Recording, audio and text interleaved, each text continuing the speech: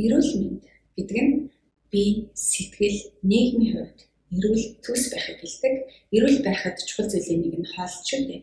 Тэгэхээр дэлхийн эрүүл мэндийн өдрийг тохиолдуулаад хооллолтын талаар одоо товчхон ярья. Намайг Цэдүсрэн гэдэг эмчилгээний хоол зүйчимч, хоол боловсруулах эрхтэн судлалын эмч байна. За ухаалаг хооллолт гэдэг нэр томьёонд би их дуртай байдаг.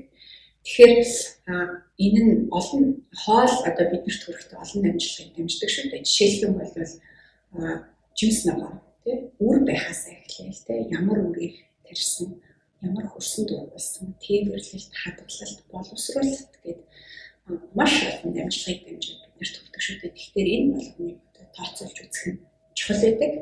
За гэхдээ гол хооллолтын гол 3 зарчим байна. За нэг нь болох дээр олон төрлийн хүнсний бүтээгдэхүүн хэрэглэх гэж байна.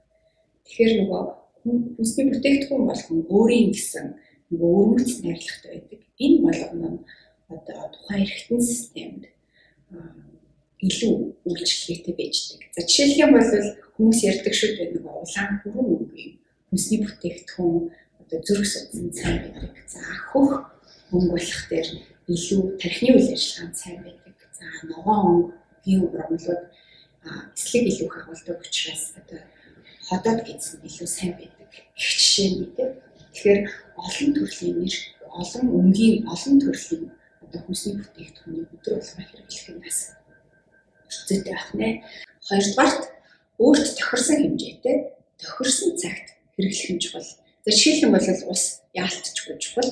Зарим хүмүүс 5-6 литрээр нугаад байна л да. Гэтэл энэ бол яг өөрөнд маш их ачаалал өгдөг. Одоо хэвийн үед бол ихсэн хэмжээ байдаг. Гэтэл надад 0 булчирхан зочмон хөвслийн үед бол энэ их хэмжээгээр нь бас хэрэгжилж болж идэг.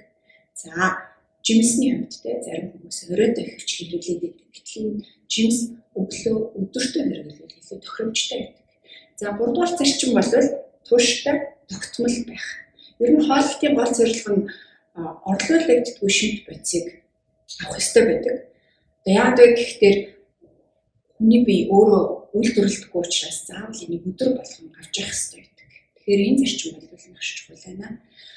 Нэмээд хэлэхэд одоо зарим нэг нөхцөл байдлаар шалтгаалаад хөхүүл байна уу, жирэмсэн байна уу, за архаг өвчний үед шимт бодисуудын хэрэгцээ шаардлага нь өөрчлөгддөг учраас энэ үед бас хооллолтын дээр маш сайн анхаарах хэрэгтэй байдаг.